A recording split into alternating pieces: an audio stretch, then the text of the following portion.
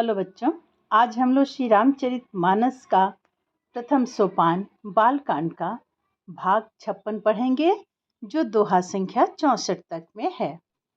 सुनहु सभासद सकल मुनिंदा, कही सुने जिन्ह शंकर निंदा। सो फलु तुरत लहब सब काहूँ, भली भांति पछिताव पिताहूँ। संत शंभु श्रीपति अपवादा, सुनिय जहाँ तह असी मर्यादा। काटियता सुजीभ जो बसाई, श्रवण मुदि न त चलिय पराई। जगदात महेशु पुरारी, जगत जनक सबके हितकारी। पिता मंदमति निंदत तेहि, अदक्ष शुक्र संभव यह देहि।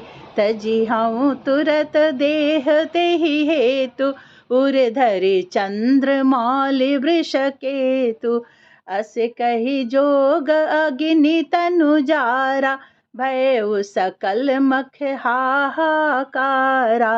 सती मरनु सुनि शंभु गण, लगे करन मख खीस।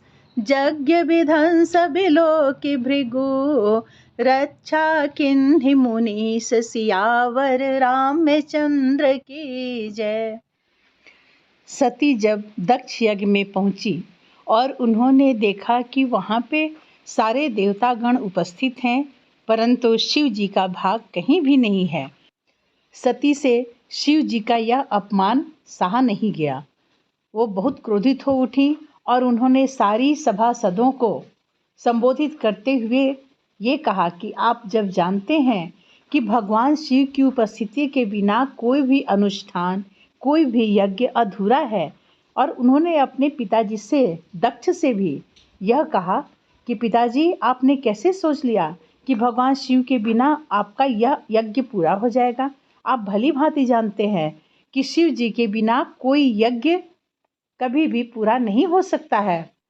सती ने वहां उपस्थित ब्रह्मा जी और विष्णु जी से भी प्रश्न किया कि आप शंकर जी के साथ रहने पर ही त्रिमूर्ति कहलाते हैं, और आप लोगों ने ये कैसे सोच लिया कि भगवान शिव के बिना भी आप यहाँ उपस्थित होकर यज्ञ को संपन्न कराएंगे।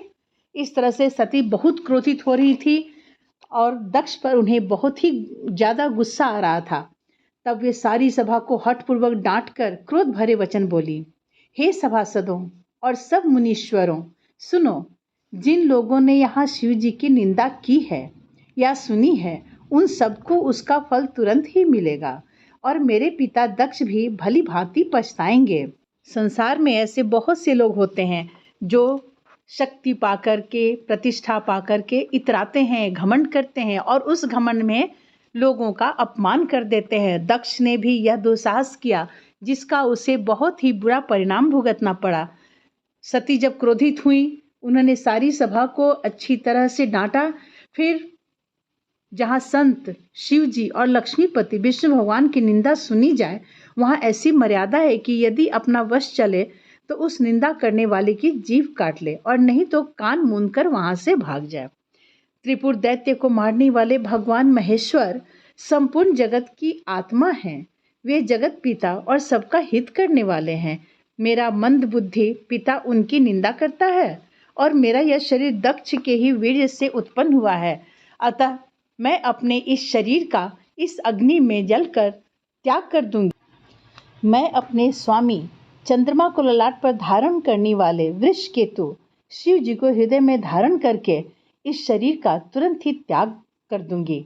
ऐसा कहकर सती जी ने योगाग्नि में अपना शरीर भस्म कर डाला। सारी यज्ञशाला में हाहाकार मच गया। सती का मरण सुनकर शिव जी के गण यज्ञ को विध्वंस करने लगे। यज्ञ विध्वंस होते देखकर मुनीश्वर भृगु जी ने उसकी रक्षा की। यह ऐसी अनहोनी घटना हुई जो नहीं होनी चाहिए थी। दक्ष का घमंड चूर चूर हो गया। भगवान शिव जी तक यह समाचार पहुंचा तो उसके क्या दुष्परिणाम हुए, ये हम लोग अगले वीडियो में देखेंगे।